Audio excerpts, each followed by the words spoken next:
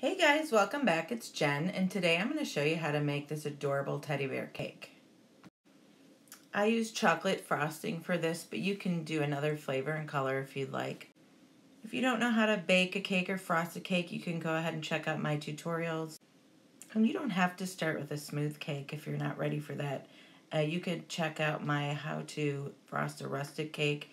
It is the easiest way to frost a cake. Here are all the tools you're going to need if you want to take a quick screenshot of this. So I suggest first drawing a picture of your cake by measuring your cake. I use 3 6-inch by 2-inch cake layers for this, so my cake's about 6 inches high by 6 inches wide. You can figure out what size cookie cutter to use by going ahead and tracing it on your drawing and see how it looks. I use for the snout the 3.5-inch long oval cutter. And we're using Oreos for the ears, so you can just trace those on your drawing with the Oreo. So if you have a different size cake than mine, you can go ahead and figure out what size cutters to use by doing this and just see what looks good to you. I do think character cakes look best on cakes that are as wide as they are tall. And try to look at your cake mathematically. So you'll see my snout is at the bottom half of the cake, and then the eyes start about 3/4 of the way up the cake. This is a good step to do because you know you like it before you put it on your cake. So we're going to start with the snout. So go ahead and dust your cornstarch on your smooth surface and start warming up the fondant with your hands by kneading it, holding it. So we want to turn this a tan color, so go ahead and grab your brown icing color, and we're going to just take a small piece of this, and we're going to color that small ball to the color of the dark brown, and then we're going to slowly add the dark brown to the white to get the correct tan color that we're looking for. If the fondant starts sticking to your hands or gloves, you can rub some Crisco on your hands. So when the color's ready, roll it up in a ball and dust your surface again with cornstarch and get your fondant roller, dust that with cornstarch, and you're going to roll this out into a circle about 1/8 of an inch thick. And just reapply the cornstarch as needed. Grab your oval cookie cutters. I used the 3.5-inch long on this cake, and go ahead and cut it out. And if you have enough fondant ready, you can use your circle cutters to cut out for the ears. And put your excess fondant back in your container so it does not dry out. So we're going to do our nose next. So take your black fondant out, warm it in your hands, and roll it into a ball about, I'd say about a little more than a 1/2 inch thick. And you're going to just press this down and just shape the nose by hand. Place your nose over your snout with some plastic in between to make sure that it looks good on your snout. Now we're going to put the fondant on top of our Oreo cookie. Just take some leftover buttercream from your cake and smear the frosting on the Oreo and place the fondant on top and smooth it over. Now we're going to glue the nose on the snout. So first just kind of smooth the edges if there's any rough edges, and your glue is just simply water. So just take your decorating brush and brush behind the nose and place it onto your snout. And just make sure you don't put too much water on because you don't want the black to bleed into the tan color. Also, after you place the nose on, you're not going to want to see any water beyond that because it'll look shiny. If that does happen though, go ahead and water the whole, brush water on the whole snout so that at least it looks all the same. And make sure you let that dry at least 15 minutes before you touch it again. Now we're going to put our ears on top of the cake, so they should be about halfway back and all the way to the edge. And I would angle them in just a bit. Make sure you save some of your frosting to put the ears on and pipe some fur on your ears. So cut the tip of your piping bag, put your tip in. You might as well do the fur tip, which is tip 234 or something similar to that. And fill your bag with buttercream. Make some marks with your Oreos where you want them to be and pipe a strip of buttercream there to act as glue. Don't worry, we will cover this up with fur later. Put this in the refrigerator for at least 15 minutes to firm up, and the freezer for at least 10 if you want to save a little time. So they're nice and sturdy when you go to pipe on the fur. All right, it's time to pipe. So just a few reminders. Make sure that buttercream's at the right level in your piping bag, not too much, not too little, and refill it as needed. Make sure you twist your bag really tight so you have good pressure on your buttercream. And remember to retwist the bag as your buttercream level decreases. Remember to take off your gloves if you're wearing any. And when you do refill your bag, make sure you get the air bubbles and push them out the back. Assuming you're right-handed, go ahead, pick up the bag and twist it nice and tight with your right hand. And I use my left first pointer finger and middle finger to stabilize the bag. But only use it to stabilize. Don't try and squeeze with it. Only squeeze with the right hand. If you're left-handed, just reverse everything I said. Okay, so when you're piping fur or grass, the most important thing is that you let the frosting build first. And then after you've built a little frosting up, then you're going to slowly release pressure as you pull away. And then when you have the right length of fur that you want, you completely stop pressure and then jerk it away. And just go straight in and pipe with your bag perpendicular to the cookie. If you pipe your ears and you don't feel like it's long enough, you can go over it again and do the same thing. You won't have to build up as much frosting because you already have that base. If you get some parts that are too long, all you have to do is take your fingers and like pinch it off. And it might be easier for you to refrigerate it first for like 15 minutes so it hardens and pinch it off then. And if you get any buttercream where you don't want it to be, don't try to take it off soft. Put it in the refrigerator for 15 minutes at least, or the freezer for about 10 minutes until it hardens. So this way you can peel it off instead of it smearing. If you're new to this piping technique, you may want to practice off of your cake first and then move to the back of the ears and then do the front. The good news is fur is messy, so it actually looks better when it's not totally perfect. And air bubbles are unavoidable, so if you find that happening while you're piping, just kind of freeze and pause and let the air release and then just continue where you left off. Okay, so now we're going to take some of our chocolate frosting and color it black for the eyes. And we're starting with chocolate frosting, so that's going to make it much easier. And just a tip for the future, if you're ever coloring something black, the best way to do this is to add cocoa powder, or even better, black cocoa powder first. Otherwise, you'll have to use so much black food coloring that your frosting is going to get too thin and runny.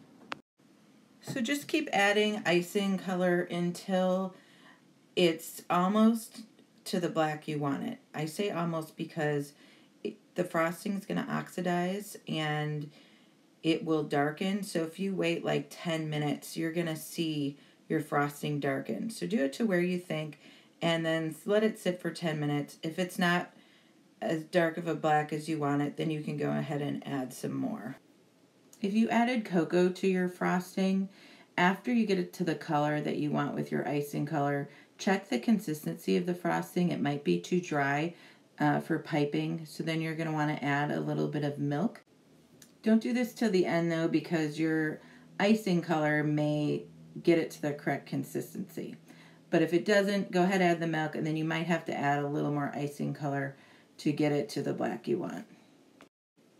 Okay, so now you're going to want to prepare a piping bag with a tip number 3. So you're going to want to put a coupler with this one because it's a small tip. So put the coupler in the bag, and then you're going to put the piping tip over that coupler outside of the bag and then twist it on with the ring. And fill up the bag with black frosting.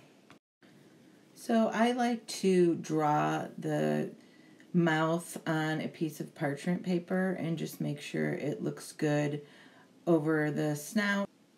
You could also trace this. You could tape the parchment paper right on your computer screen. Since it's see-through, it's great tracing paper. Or you can print it out and trace it that way. Okay, and then you can trace the eyes as well. I suggest just tracing one eye and then put parchment paper over it. Trace it again and then flip that over, and that is your second eye. So it'll be an exact mirror image. And when you think about it, that's what eyes are. Mirror images of each other.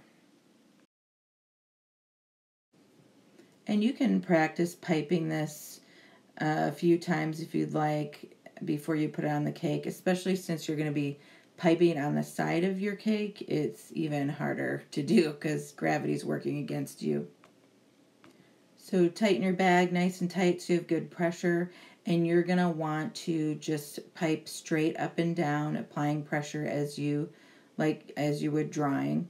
A little tip is when you first start, I like to start with a little dot and then start piping, and then at the end with a little dot.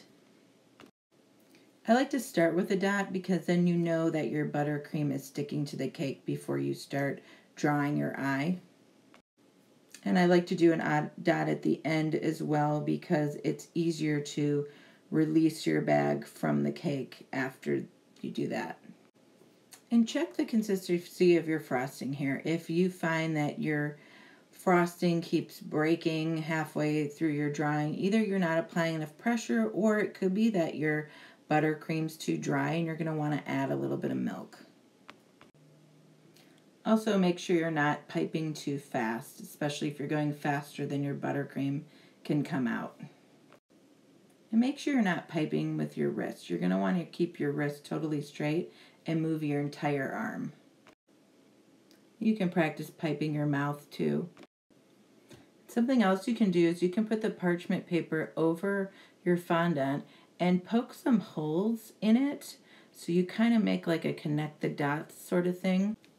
That way you can make sure you end up piping exactly what you wanted to. Okay, now let's glue our snout onto our cake. I would let your snout harden a little bit in the refrigerator first, just so you can't nick it as easily. So you would just go ahead and smear some buttercream on the back of the snout, and you stick it on, and it acts like glue. And then you can go ahead and put that in the refrigerator for about 15 minutes to make sure it's tight before we pipe on our eyes. Piping on the side of your cake can be difficult when you're not used to it. So you can either prop up the front of your cake, or you can crouch down to the level where you're going to pipe. That's what I prefer to do. If you're new to this, you may want to put the parchment paper over the cake and do the connect the dots thing we did with the mouth. Or you may want to just go by instinct. That's what I do. Sometimes I find it's easier to get my eyes level that way. The connect the dots thing is nice though, because even if you do the dots wrong, it's really easy to hide those just by kind of tapping them in with your finger. It's easy to make those disappear and start over. And put this in the refrigerator to harden before you put your eyelashes on, so that you have a nice strong structure to add your eyelashes to. So since gravity is going to be fighting you, you got to really make sure that your tip is close to your cake and that you're pushing the buttercream into the cake as you pipe. So for the eyelashes, we're going to go ahead and do that building thing again. So just build the frosting up and then stop putting pressure and then just pull it away. And it will make a nice point If the eyelash is too long, you can pinch it off. And if it's too short, you can go over it again and make it longer.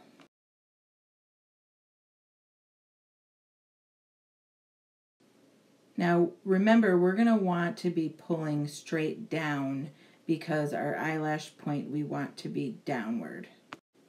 So you're going to come at the cake with your tip kind of parallel to the cake. And if you have to pinch off any of the eyelashes, I actually would not let it harden first because you don't want to pull the whole eye off the cake. So something that can happen is your eye can kind of break off as you're doing the eyelash. So you can either try and kind of glue it back up by pushing some frosting in. If that doesn't work, you can pull it off to the side. And then repipe over it and make sure to go over a little of the existing buttercream so they're kind of connected and stay on. And then refrigerate the harden again and go ahead and finish your eyelashes. So I'm all about options. So if you're struggling with this, you could buy some black candy melts, melt them in the microwave for about a minute, and put them in a squeeze bottle, and put some parchment paper over your eye tracing, and you can make your eyes out of candy melts instead. So you go ahead and do this, and then you put it in the refrigerator, let it harden about 15 minutes, and then you scrape it off with a spatula, and you just pick it up and you put it onto your cake. Now, these are going to be straight and your cake is curved, so it may break in half. That's okay. It matches up so well you can't even tell. But the way you're going to get it to stick to your cake is you have to brush a little light corn syrup on there. They say corn syrup is the glue of Mother Nature. And then let that dry in the refrigerator about 15 minutes, and you can add your eyelashes from there. If you don't want to do the eyelashes, just turn them upside down. It'll be a different look. It'll be more of like a really happy, smiling look instead of the eyes closed look. But it's super cute. Another easier option is just doing the eyes in fondant. This is what it would look like. It's a little more of a masculine look. So first cut out the black circles, and then you're going to want to cut out the teeny white circles using the two smallest in your mini cutter set. And you can just push those little white circles onto the black circles. And then cut a size up of the white circles, and you're going to brush some water behind the black eyes to glue on the white ones. And then put buttercream on the back of the eyes after they dry out for about 15 minutes and place them on your cake. So that's it, guys. You're done. You know how to make a teddy bear cake. Congratulations. Thank you so much for watching, and can't wait to see you next time.